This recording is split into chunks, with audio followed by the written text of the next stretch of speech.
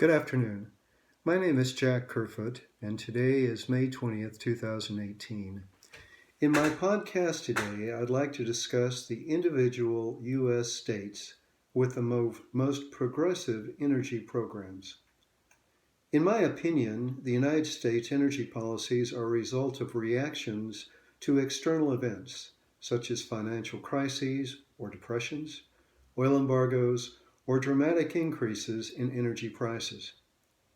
Although America's federal energy policies may have been reactive, certain individual states have been proactive in developing regional energy policies.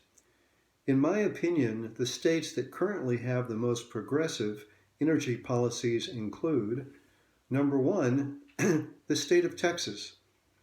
Politically, it's a Republican state, but it is the number one state with the most onshore wind energy of all the 50 states. The annual renewable energy production for Texas is 70,476 megawatt hours, which represents about 15.7% of the electricity generated in Texas. The vast majority of this has been developed over the past decade. Renewable energy in Texas is primarily onshore wind and now developing solar program. They've moved into renewable energy while maintaining low electricity cost. The average residential electricity cost in Texas is 11.2 cents per kilowatt hour, which is the 14th lowest cost for electrical power in the U.S. The second state in my top 5 is the state of Iowa.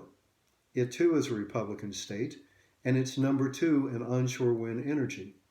The annual renewable energy production is 25,560 megawatt hours, and renewable energy provides 41.7% of the state's electricity. Iowa has been very aggressive in the development of onshore wind, solar, and biomass. At the same time, their cost for electricity has also remained low, and the average of residential electricity cost is 12.1 cents per kilowatt hour, which is the 22nd lowest cost for electricity in the U.S. The number 3 state in my list is Oklahoma. It's also a Republican state, and it's number 3 in onshore wind.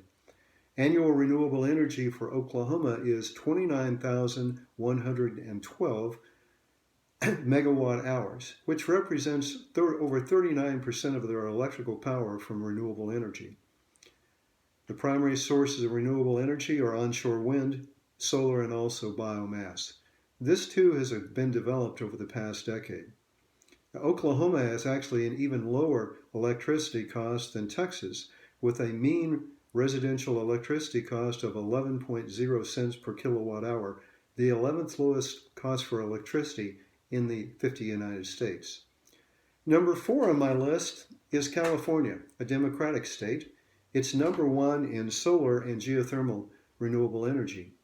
The annual renewable energy production is 66,408 megawatt hours, represents 37% of the electricity for the state. Renewable energy includes solar, onshore wind, geothermal, and biomass. However, this movement into renewable energy has been very expensive. California's average cost for electricity is 15.4 cents per kilowatt hour, which is the 42nd lowest cost for electricity in the 50 states in the United States.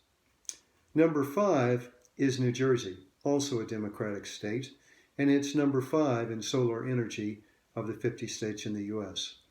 Now, the annual renewable energy production is very modest at only 1,750 megawatt hours per year, which is only 2.2% of the electricity generation.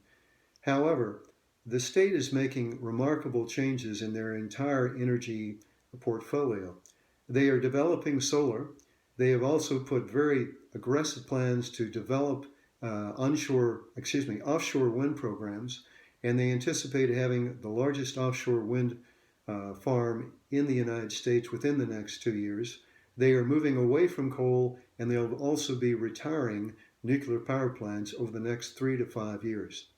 They've done this, although with a high energy electricity cost compared to Texas, it is low relative to the other states in the Northeast. In New Jersey's average residential electricity cost is 14.7 cents per kilowatt hour, which is still cheaper than California's. In conclusion, the development of renewable energy has not been driven by one political party. In my opinion, energy shouldn't be a political issue, as it impacts the very security of our country. I firmly believe America must develop an energy policy to achieve reliable, sustainable, cost-effective energy that will not pollute our environment. Thank you very much. Goodbye.